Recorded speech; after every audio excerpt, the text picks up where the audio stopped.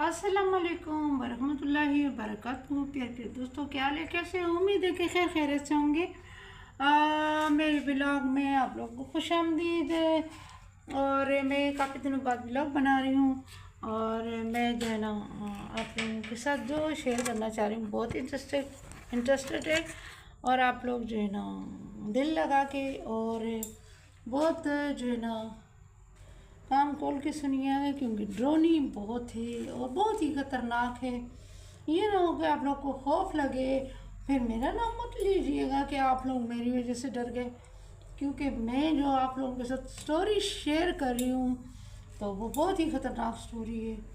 और कान लगाए और दिल और दिमाग लगा के आप लोग मेरी स्टोरी सुना करें, क्योंकि मेरी स्टोरी सच पर मबनी होती है। मैं कभी झूठ नहीं बोलती हूँ।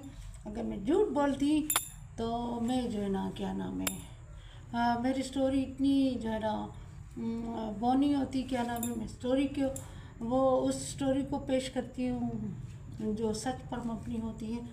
और अल्लाह झूठ ना बुलाए। और ये स्टोरी मेरे पास आई है पेशावर ताकाल के इलाके से, और बंदे ने अपना नाम शेयर करना मना किया है तो इसलिए मैं उसका नाम नहीं शेयर करूँगी। और पेशावर में तैकाल एक इलाका है, ख़ासकर उसमें हम भी रह चुके हैं और हमारी भी रिहाइश उधर ही था। इस बंदे ने मुझसे जो स्टोरी शेयर की है वो स्टोरी ये है कि एक पुराने कदीम ज़माने का कब्रिस्तान था और उस पर जो है ना हमेशा ताला लगा होता था, और ताला जो है ना कोई नहीं खोलता था। और जब मैयत हो जाती थी तो वो ताला खुल जाता था और लोग जाते थे, और फिर मैयत को दफन करके मिनट भी नहीं लगाते थे, बाहर आ जाते थे।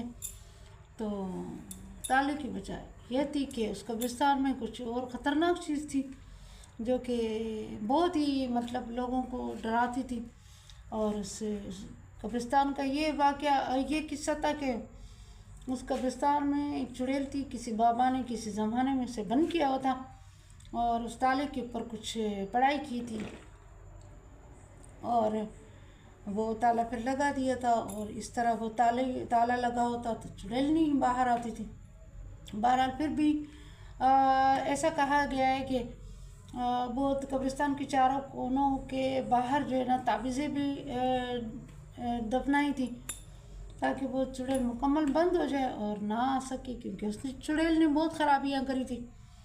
वो जो लड़का है उसने मुझे ये शेयर किया कि मैं वहाँ ड्यूटी पे था, ड्यूटी कर रहा था। मेरी जो है ना रात के 3 बजे छुट्टी हो गई, और 3 बजे छुट्टी हो गई तो मैं अपना जो है ना अपने वो जो सामान वगैरह होते हैं कि जैसे चार्जर वगैरह की चीज़ें मैंने उठाई और मैं चल पड़ा। और भी कुछ छोटी मोटी चीज़ें थी जो ज़रूरत की मैं लेकर गया था अपने साथ। वो चीज़ें भी मेरे साथ थी और वो मेरा रास्ता उसी कब्रिस्तान से गुज़रता था। तो मैं जब गया तो कब्रिस्तान में मुझे साया नज़र आया, तो कभी उस कब्र पे बैठ रहे तो कभी उस कब्र पे बैठ रहे।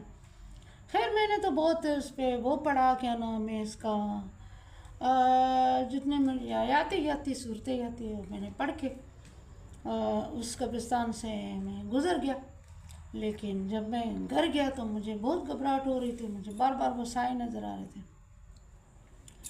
फिर क्या हुआ कि कुछ दिनों बाद मोहल्ले में चोरी हो गई और चोरों के पीछे जो है लोग लग गए, क्योंकि पठान तो दिमाग के थोड़े पैदल होते हैं और चोर को तब तक भगाते हैं जब तक कि चोर हाथ ना आ जाए।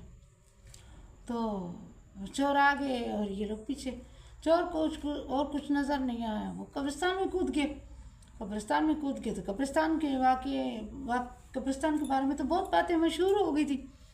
तो उन्होंने बोला ये अपनी मौत मर जाएगा, छोड़े आप, बस ये जो इसने अपने साथ किया है उसकी सज़ा ये है।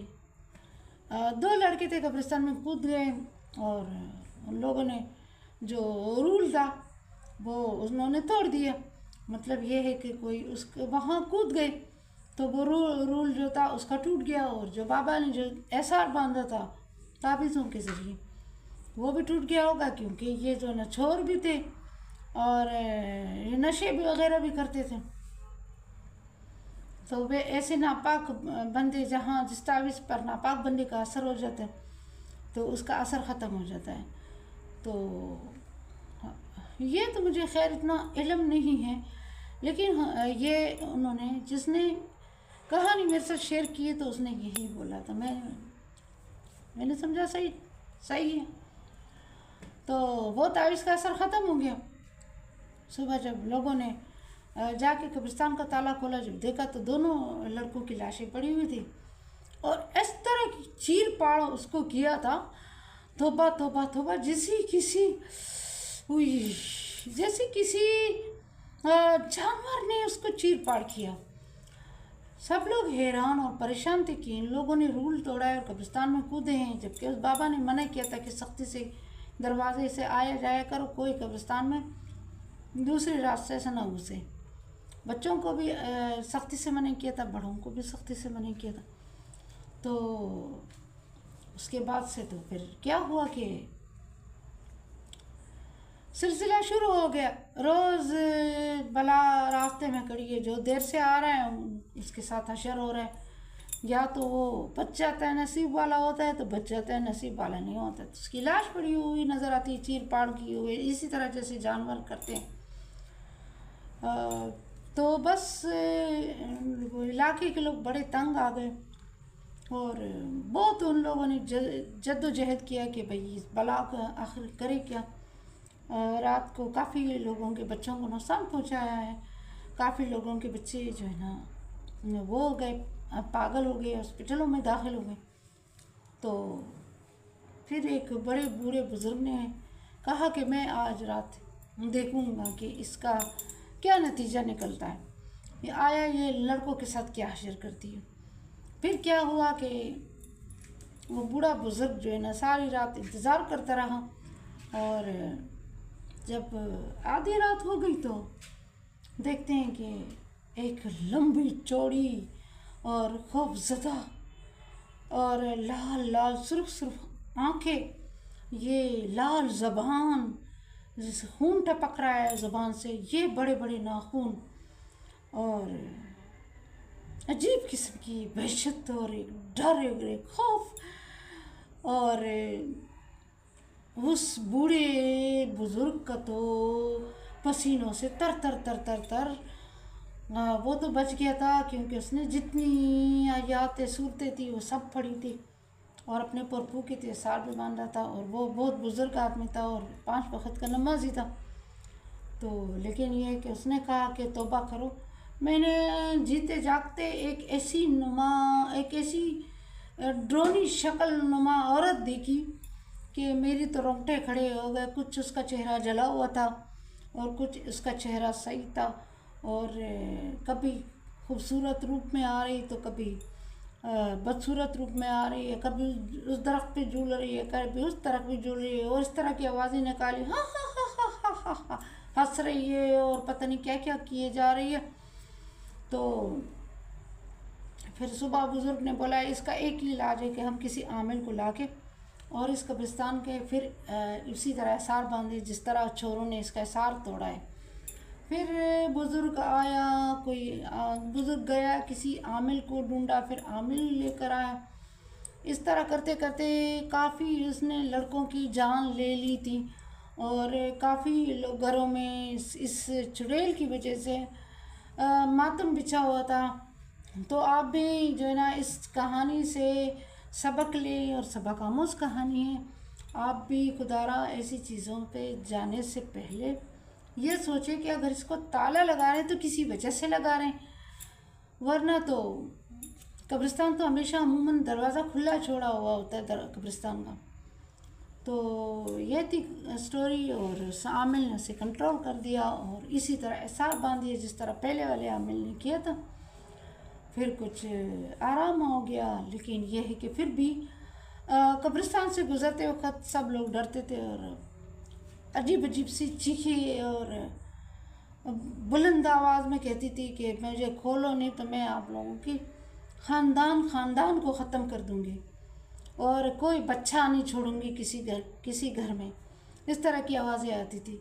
अगर वीलॉग अच्छा लगे तो लाइक शेयर ज़रूर करिएगा और कमेंट भी करिएगा। और काफ़ी दिनों बाद मैं आप लोगों से मुखातिब हुई।